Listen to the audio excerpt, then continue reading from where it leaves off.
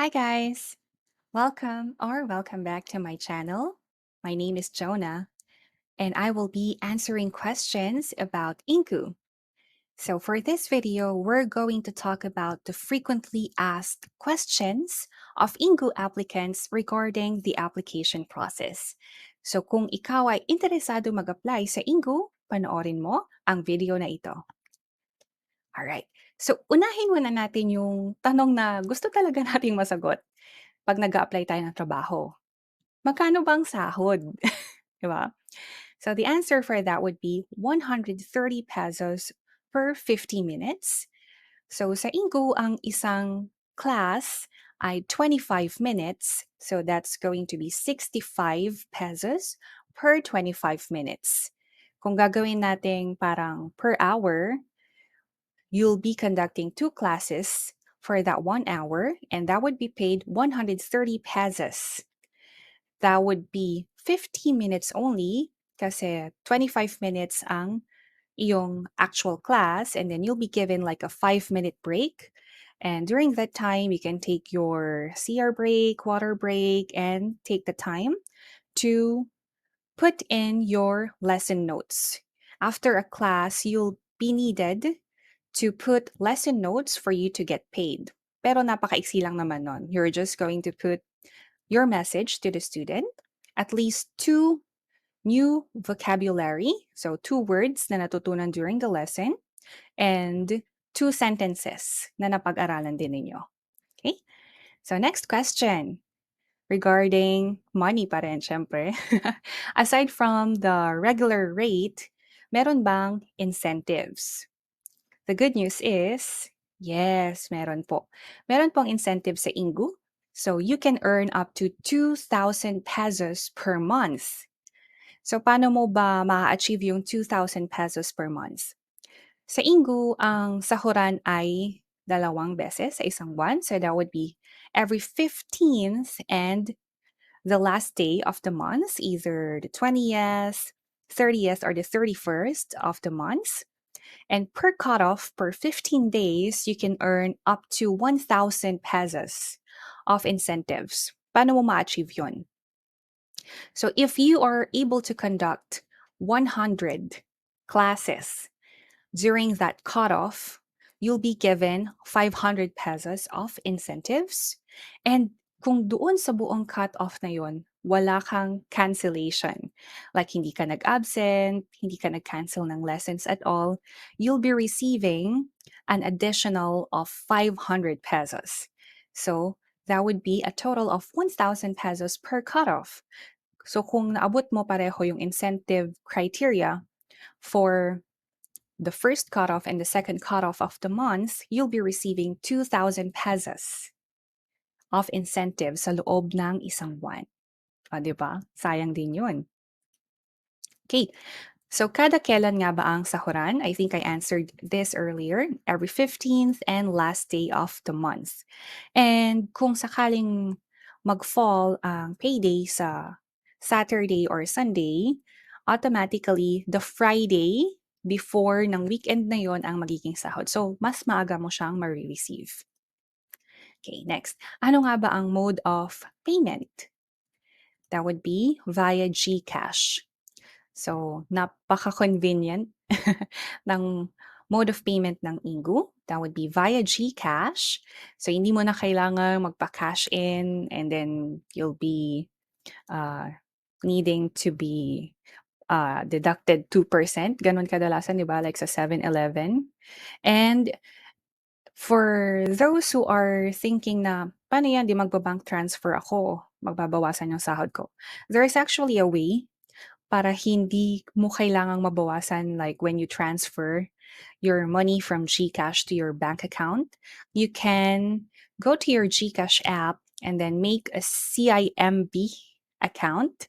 And every time you receive your payment via GCash, you can just transfer it to your CIMB account. And from the CIMB account, you transfer it to your actual bank like Land Bank, BDO, BPI, and free po siya. Free ang bank transfer from CIMB to another bank. So it's really convenient. Okay? Next, ito naman. So, goods na tayo sa pay, sa money, of course. Yun naman ang reason kung ba tayo nagtatrabaho. Ngayon, ang tanong naman dito ay, flexible ba ang work hours? So, para dun sa mga meron ng trabaho na regular at gusto lang mag-work part-time, o kaya baka ikaw ay isang student, gusto mo lang kumita habang nag-aaral, pandagdag ng budget, di ba? So, flexible ba ang work hours dito sa Ingu? Yes na yes po ang sagot dyan. Ikaw ang pipili kung kailan mo gustong magturo. So, paano yan? We have what we call a booking system. So, for example, ako, I'm a regular employee and I'm actually just working part-time. So, during Mondays to Fridays, I have work from 8 a.m. to 5 p.m. At gusto ko mag-work lang like 8 p.m. to 10 p.m. So I open the schedule because sa Ingu, you can actually plot your schedule any time of the day, like 24 hours ang pagpipilian mo. So I open my 8, 8:30, 9, 9:30 booking slots, and then bahala ang student kung sino ang pipiliin nilang teachers. So kapag yung 8 to 10 na inopen ko na pwedeng i-book ng estudyante ay nabook lahat. So I will be working from 8 to 10 p.m. And kahit anong time pa yan, like gusto ko weekends lang ako mag-work, ako mismo ang pipili kung anong hours yon. However, student pa rin ang mamimili ng klase. So that means you can flexibly choose your hours na i-open mo for students to book. But it will still be the students na magbo-book ng klase mo during those hours na inopen mo. So flexible ba? Yes na yes. Ikaw ang pipili ng oras na gusto mong magturo.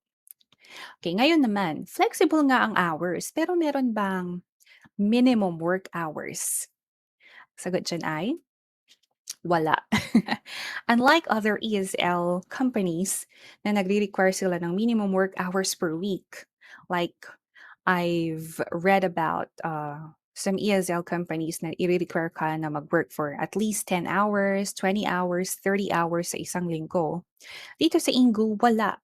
As in, walang minimum work hours. As in, it's super duper flexible.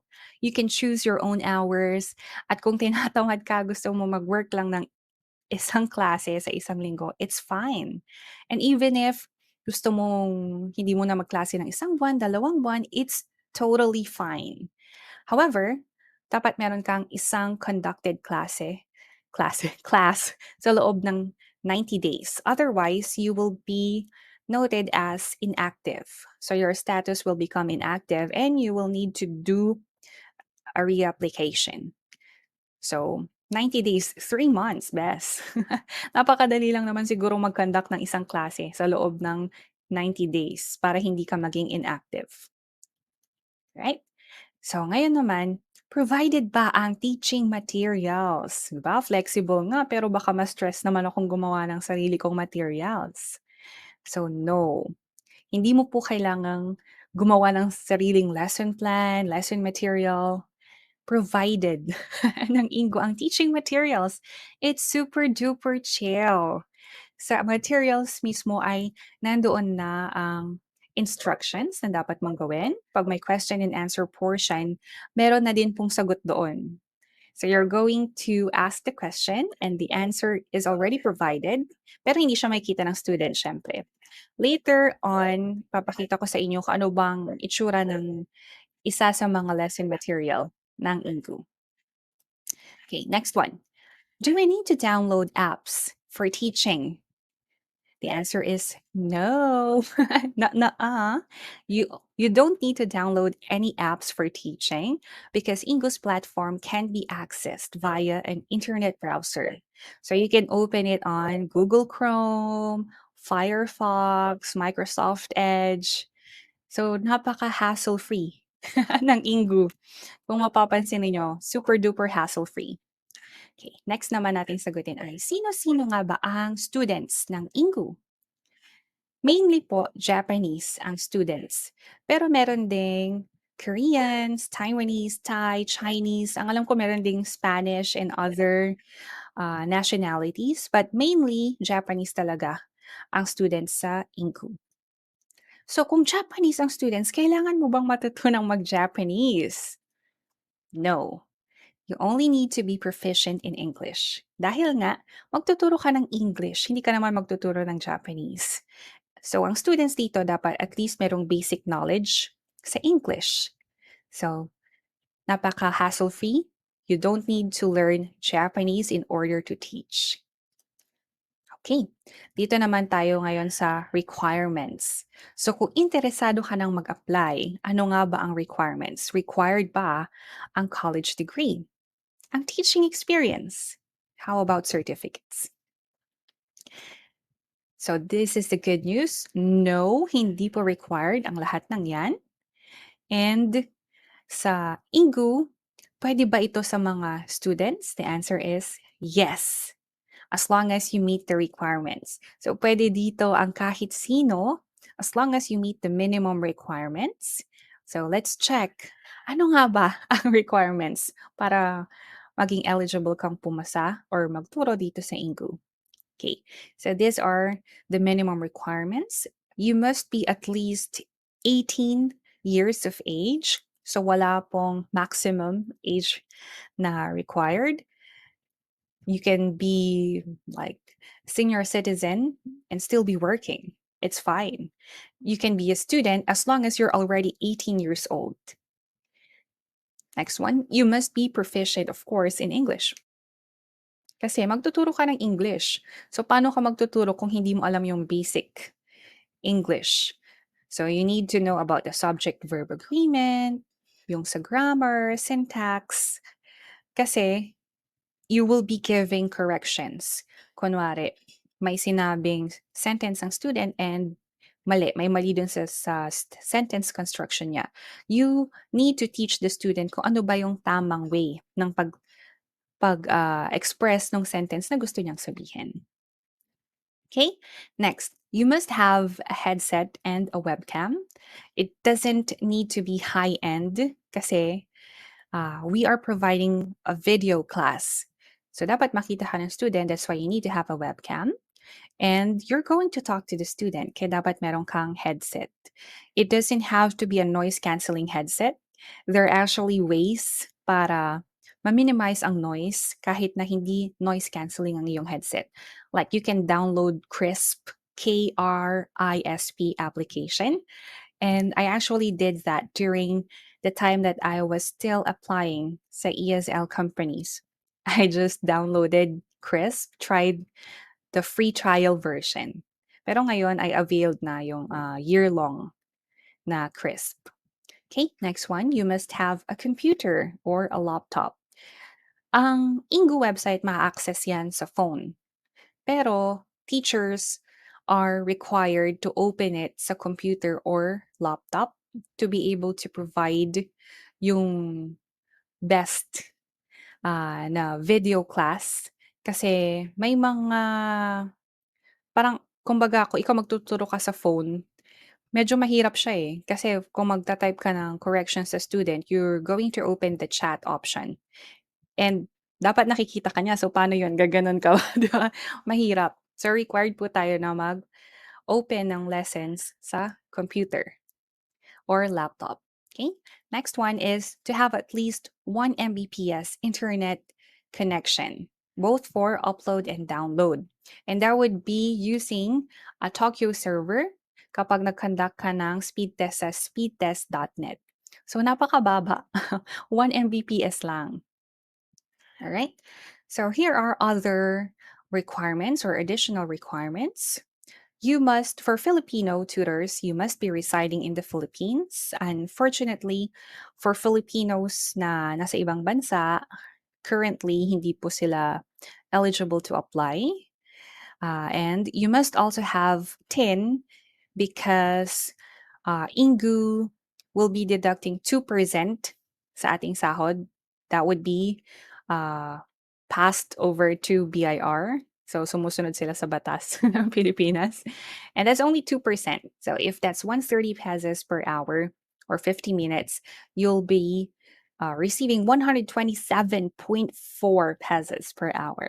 Napakaliit lang. So, 2 pesos and 60 cents lang ang binawas. Yun lang ang 2% ng 130 pesos. Napakaliit. So, you must have TIN. So, syempre, pupunta ka sa BIR para doon. And then, you must have GCash account dahil doon ipapasok ang sahod. And you must have the necessary equipment like PC or laptop, headset, webcam, etc. Okay, so napaka-dali ng requirements. Okay, dito naman na tayo sa application process. Meron bang interview? Wala. So, isa yan sa napakagandang ah, feature ng application process kasi walang actual interview. We have a demo kung saan magkakandak ng parang mock class, pero wala yung actual interview.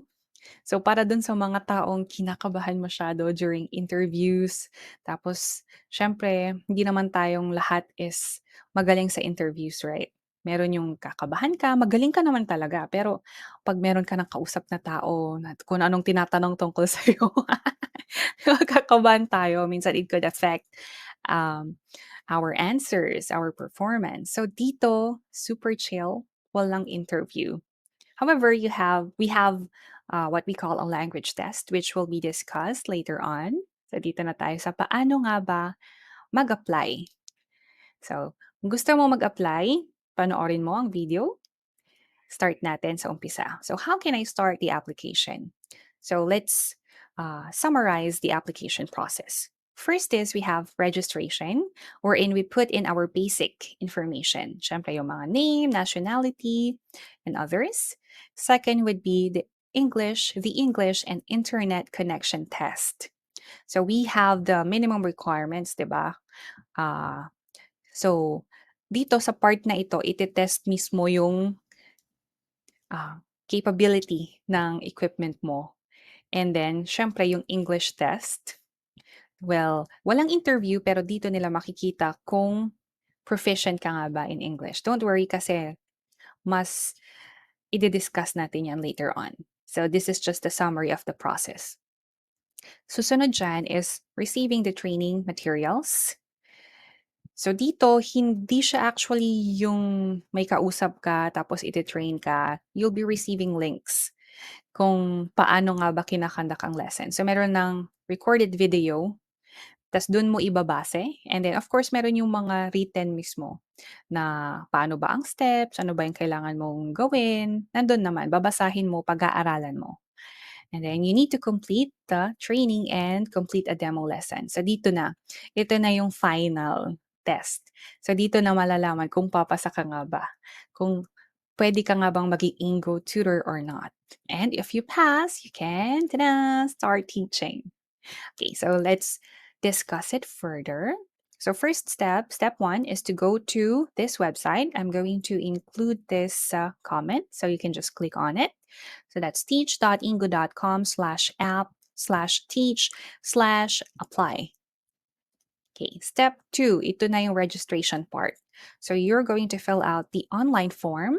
So dito, ilalagay mo yung country of residence, nationality, of course, Filipino, your first name, last name, your email address. Make sure it's the working email kasi doon nila is-send ang updates, kung pumasa ka ba, ano ang next step, and you'll need to create your password.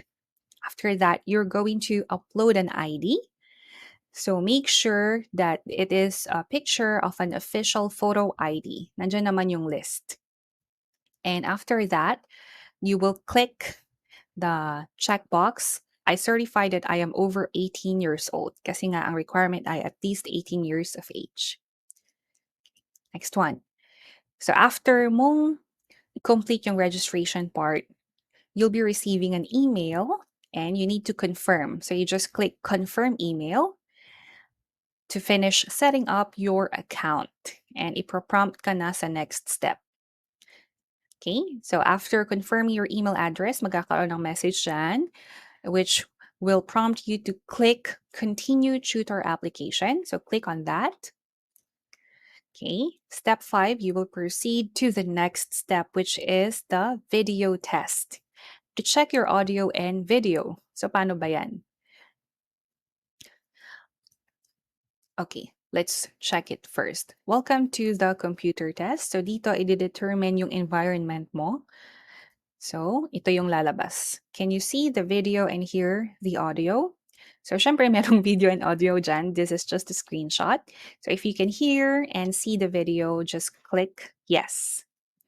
Okay, after that, you will have a language test. So please remember to wear casual clothes when you record your language test. By the way, doon, balikan natin, dito sa computer test, balikan natin dito. Okay, your computer must have a wired internet connection and recommended browsers nila ay Chrome and Firefox. Also, kapag magpo-proceed ka na dito sa language test, okay, I would advise na you make sure that the lighting is okay, it's fine. The environment is quiet or you can use crisp if hindi talaga quiet ang environment mo. Kasi dito na nila titignan hindi lang yung proficiency mo sa English. They will check if teaching friendly ba yung environment mo, like messy ba yung background mo? And by the way, there is what we call a background effect sa video ng Ingu. So kung messy nga ang background mo, i-click mo na lang yung background effects para mapalitan yung messy background. Pero kung hindi naman, kung plain ang background mo, it's okay. And then, let's read this. Please give access to your camera and microphone when prompted. Afterwards, you will be asked 2 questions, sa dalawang tanong lang, which you will have to answer within a minute. Each answer must be at least 15 seconds long. Okay, so paano bang itsura niyan? Okay, ito. Microphone check. So you will set up your microphone. Again, I advise that you download Crisp. And then camera setup. So i-choose mo na yung webcam mo or kung ano mang camera ang gagamitin mo. So ito ang itsura ng language test. Again, you will only be asked 2 questions. Diba? Napakadali lang compared sa mga interviews. Okay, so an example would be, what is the advice you would give to your younger self? O, di ba? Madali lang yung mga tanong dito. Another example is, could you tell us about your favorite customs from your culture? So if you will notice here, meron ditong the recording will start in 10 seconds. So you have 10 seconds to read the question by yourself. Or if tapos ka na, you can just click start now. After the 10 seconds, ito na, lalabas ito. The recording will automatically stop in 60 seconds kasi nga you're only given 1 minute for your answer. And it must be at least 15 seconds long. But I would advise you don't do that. I advise that you give short, concise answers na ipapakita kung gaano ka ka-proficient in English. So don't just answer with a yes or no. O kaya yung what advice and then isang quote lang sasabihin mo. You need to explain further. Bakit ganon ang sagot mo? And don't make it like an essay kasi you only have a minute. So make sure that your answer is short and concise. Dapat hindi ka rin utal-utal like because babagsak ka nun. But don't worry kasi kung feel mo hindi mo type yung pagkakasagot mo, you have an option to redo. So after nung 60 seconds, lalabas ito, recording of question 1 is complete. Please review it. So mapapanood mo yung sarili mo kung paano ka sumagot. And if you didn't like it, you can start over. Pero ibang question na. So you click on redo. You have up to 5 redos na pwede mong gamitin dito sa language test. So those are the types of questions na pwede mong matanggap dun sa first question. Okay. Yung second question naman, mostly ito ay idiomatic expressions or meaning of words. Example, explain the following idiom as simply as you can. Draw the line and then use it in a sentence. So madali lang, di ba? So you will say yung meaning nung draw the line. You don't need to search the dictionary for it. You explain it in your own words and you use it in a sentence. to explain it further. Again, you have 10 seconds to read the question, or you can search quickly. Mabilis kang mag-search, and then you just rephrase kung ano yung nasa dictionary, and then you'll be given 60 seconds for your answer. Again, meron pa ring option ng redo. Pero 5 redos lang for both question 1 and question 2. So ayun, kung nakapasa ka sa language test, you'll be receiving an email na kagaya nito. So dear applicant, so dito na, thank you for your interest in Ingu. As a result of your application for the position of an English online tutor, we would like to invite you to a training session, which is the first step of becoming one of our tutors. So meron ditong steps kung paano ka mag-prepare for your training. So step 1 is you need to click book here, yung naka-blue na naka-underline, tapos dun mo ibo-book kung anong date and time ba yung iyong actual demo. So mabilis, 'di ba? Registration, computer test, language test, 'pag pumasa ka, book ka na kaagad ng demo lesson mo. And if you pass the demo lesson, pwede ka na kaagad mag-start. Super dali, super bilis ng application process. So, before that pala, you need to conduct a speed test. Ito na yung sinasabi ko. It would be against the Tokyo server. And you just click the link speedtest.net. Okay, so before you conduct the test, make sure you change yung server kasi automatic yan Philippines ang nakalagay or Manila, I think. So papalitan mo yun ng any server ng Tokyo. So you just type Tokyo and then you just click it and then start your speed test. You need to take a screenshot of that, by the way. And the link, copy the link kasi isasend mo rin yun sa kanila before you start your actual demo. And you only have one time, you only have, oh, you can only, ano ba, you can only reschedule your demo once. Yun. Isang beses ka lang pwedeng mag-reschedule ng iyong demo. Ano ba yan? Okay. So next, after mong i-book yung demo, time, and date, you'll be receiving an email about the training materials. So, gaya ng sabi ko nung nauna, hindi siya yung like online training na one-on-one, tuturuan ka nila, hindi. So, i-click mo, makaka-receive ka ng ganitong email. You need to click yung mga kulay blue na naka-underline, review the demo preparation articles, and nandyan yung mga steps, guidelines, and all. And you can watch the training videos. Nandun yung training video ng using a material, which is daily news article, ang gagamitin ninyo sa demo, and the free conversation.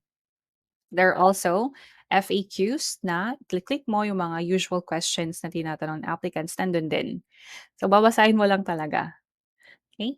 And then step 2, appointment is around 30 minutes. So, you allot 30 minutes for the demo. That would include attendance check. So, dapat mas maagang kang nandoon, hindi exact time or late. Then, final clarifications, demo class, post-training, and then contract signing na. Napakabilis lang. So, first, attendance check. Siyempre, to check nila kung nandun ka sa Bellbird. And then, final clarifications. Ang mayari kasi dyan, before you start the actual demo, you'll have like a Q&A with the evaluator, pero hindi siya ang magtatanong sa'yo. Rather, ikaw ang magtatanong. So, kung after mong panoorin lahat ng demo videos, may tanong ka pa din, itatanong mo yon before the actual demo. So, kung meron kang hindi naintindihan, compile mo na lahat ng tanong mo, itanong mo na because right after your questions, you're going to start the actual demo. Ganun kabilis ang proseso ng Ingu. And when you pass, kasi sasabihin nila kaagad kung pumasa ka ba. Pero 'pag hindi ka ata pumasa, sasabihin nila na, "I will send you an email." So, it's already like a sign. Pero 'pag pumasa ka, sasabihin nila kaagad that, "You passed and I'll be sending you the requirements, ganito, ganyan. You'll need to do contract signing, upload your profile picture, video," gano'n. So, bago tayo pumunta sa mga yun, dun muna tayo sa demo. Okay, nabanggit ko na ito. So, dito tayo ngayon sa itsura ng daily news article.